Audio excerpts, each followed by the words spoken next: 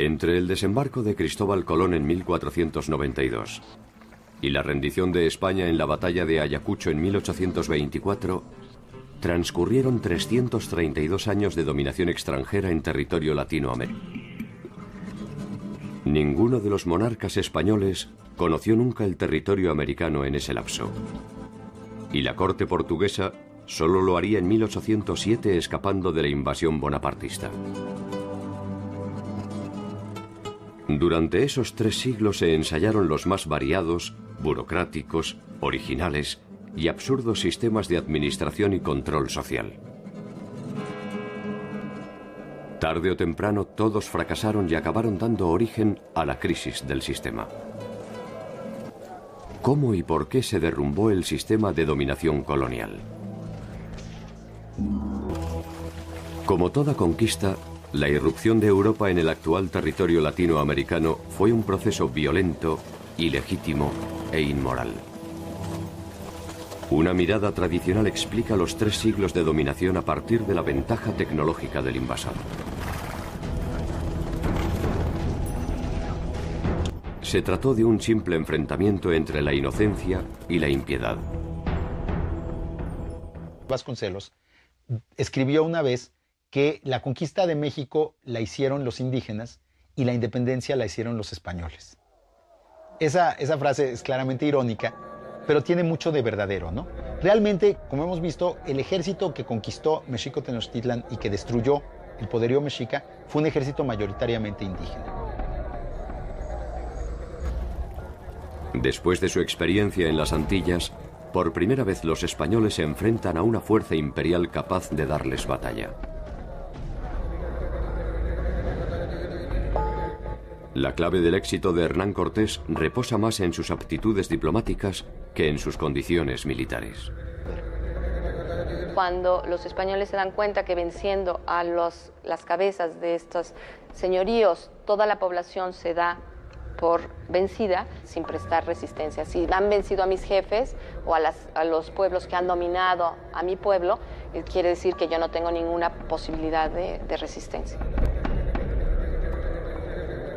No hay que olvidar que en estos primeros años no debe haber habido en México más de 1,000 o 2,000 o inclusive 5,000 españoles cuando había, pues, quizá más de 10 millones de indígenas en el territorio. Podría resultar extraño que tamaña desproporción no haya desembocado en una resistencia más decidida y se haya reducido a esporádicas en rebeliones.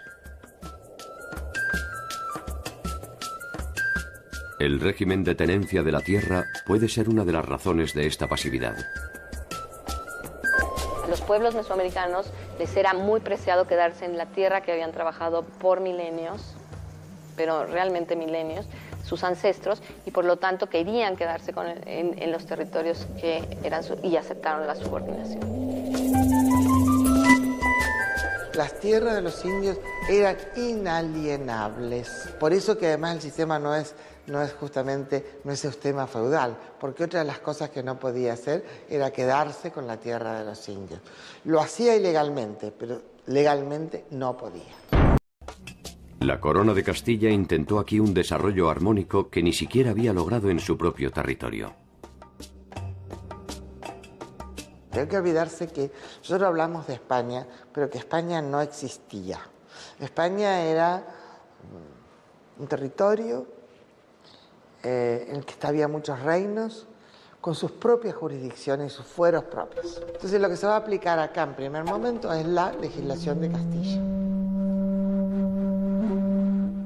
La nutrida legislación que emanaba de España intentaba reglamentar la vida cotidiana, la convivencia entre 2 culturas, las normas del comercio y el trabajo, y por si fuera poco, erradicar siglos de costumbres arraigadas. Específicos de la colonia se suman los conflictos que se desarrollan entre las coronas europeas. El nuevo mapa del mundo se define en las Cortes, y el Papa actúa como árbitro de las disputas, otorgando derechos a sus aliados, España y Portugal. O Brasil demora para ser ocupado. Os encontros pontuais, as expedições de reconhecimento da costa, mas a primeira tentativa mesmo de estabelecimento no Brasil mais efetiva, realizada pela coroa portuguesa, é 1549, cuando se manda ya un gobernador.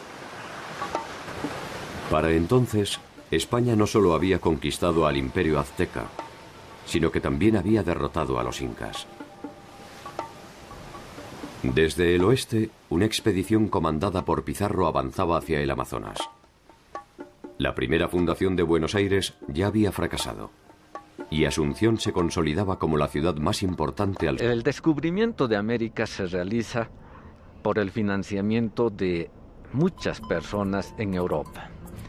En realidad, con el descubrimiento de América, hemos financiado el renacimiento europeo y tal vez España ha sido el país menos beneficiario. Han sido más los ingleses, los holandeses, los belgas, los alemanes, los italianos. La exploración y la conquista del actual territorio del Brasil ofrecía muchas dificultades. Ese desinterés no tardó en ser interpretado como una invitación.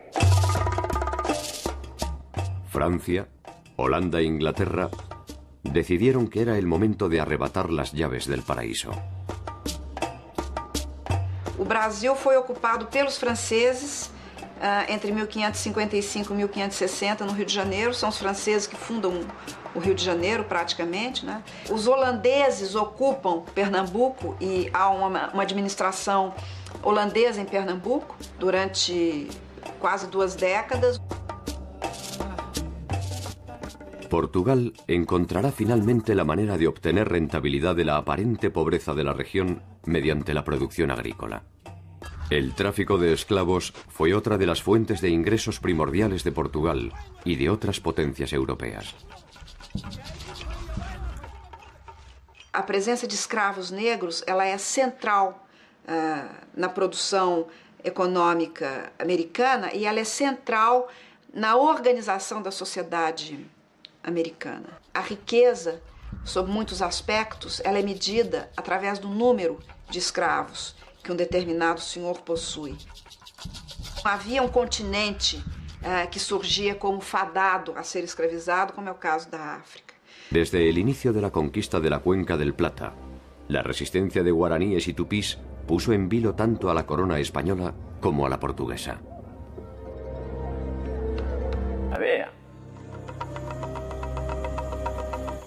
Las presiones de Portugal y las demandas de los encomenderos que exigen la pacificación interna desembocan en la convocatoria de una orden religiosa que habría de escribir una de las páginas más inusuales de la vida guaraní: la Compañía de Jesús.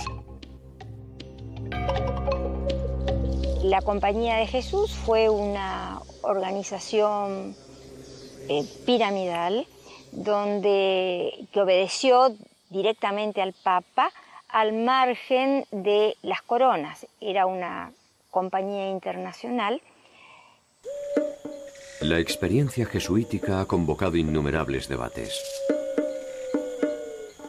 Más allá de su indudable éxito, las razones profundas de su emplazamiento y la aceptación de los indígenas del régimen reduccional pueden explicarse como parte de un complejo esquema de negociación que incluyó exenciones tributarias, acceso a herramientas y protección ante los abusos. Autónoma. Pero eran verdaderas ciudades totalmente planificadas, a diferencia de las hispanas, que eran caseríos sin planificación. En el momento justamente de la expulsión, en Santana habían 4.800 personas, en Loreto 7.000, en San Ignacio 6.800, Asunción, que era otra gran ciudad hispana, 2.000. Y en Buenos Aires, la más grande de las ciudades hispanas, 5.000. La experiencia jesuítica nunca alcanzó ese grado de eficacia en otros territorios. Cada una de las versiones de Latinoamérica imponía sus propios sellos a las formas de organización. En el territorio andino, una figura distintiva iba a marcar los límites de la dominación colonial: el curaca.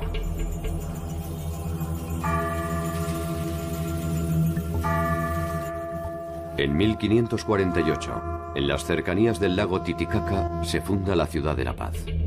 Garantes del equilibrio andino eran los jefes regionales o curacas que actuaban como nexo entre el mundo colonial y el indígena. Este contrato de convivencia se había establecido a partir de la derrota del Imperio Inca e incluía principalmente a los jefes que habían prestado su colaboración a los conquistadores. Los curacas se encargaban de cobrar los tributos, de recolectar la gente para ir a la mita, y a cambio de eso recibían un 5% de los tributos. Ellos no pagaban tributo, tenían derecho a la educación en la escuela de caciques, porque a los curacas se los denominó erróneamente caciques, trayendo la palabra desde el Caribe. Por ejemplo, en los testamentos se ve que tienen casas, haciendas, pequeñas haciendas, cuadros, muchas pinturas, es increíble la cantidad de pinturas, a veces hasta libros, mulas. Muchos manejaban el transporte de las mulas. La mita era ya una práctica de trabajo forzado, de trabajo obligatorio, ya en el Imperio Incaico. Cuando los españoles llegaron, lo que han hecho es perfeccionar esta forma de trabajo. Los mitayos, en algún caso, tenían que recorrer hasta 600 kilómetros para llegar a Potosí. Venían cargados con toda su familia, con ropa y con todo su alimento para un año, porque con los 2 reales que recibían de la corona no podían subsistir. La designación de los mitayos se transforma en una fuente de conflictos. Los curacas designan discrecionalmente a los elegidos, quienes a cambio del pago de una suma pueden eximirse de esta obligación. En poco tiempo, este pago ilegítimo es una fuente de ingreso de vital importancia para la corona y fundamentalmente para los funcionarios coloniales y los curacas que presionan a la población siguiendo el nuevo protocolo de rentabilidad impuesto por lado. El 5 de septiembre de 1780 hay incertidumbre y preocupación en la ciudad de La Paz.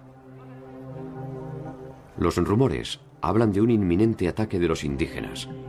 La conmoción tiene sus razones en las puertas de la ciudad más representativa del poder español. Sobre una cruz se exhibe la cabeza del curaca más representativo de la corrupción local, Florencio Lupa, quien ha sido ejecutado por los rebeldes. La muerte del líder llevaría una espiral de violencia a la región. Sus hermanos Dámaso y Nicolás Catari se enfrentan ahora abiertamente con el régimen. Decenas de curacas fieles a las autoridades también son asesinados. Una semana después, otro grupo de indios irrumpe en la iglesia de San Pedro de Buenavista y mata a más de 200 personas que se habían refugiado en el interior, incluido el gobierno español. No muy lejos de allí, Cuzco, la que había sido la gloriosa capital del Imperio Inca, vivirá un episodio similar. José Gabriel Condorcanqui, que pasaría a la historia como Tupac Amaru II, lidera una protesta similar contra los abusos de los corregidores. La de Tupac Amaru fue una acción premeditada que perseguía fines específicos: la búsqueda del poder. Los indígenas de la región, cansados de los abusos, se suman mayoritariamente al llamado de Tupac Amaru, quien la perdió, alguien lo denunció y entonces lo ejecutaron en la plaza del Cusco con los 4 caballos. Cada parte de su cuerpo iba a un sitio que había sido rebelde para escarmiento.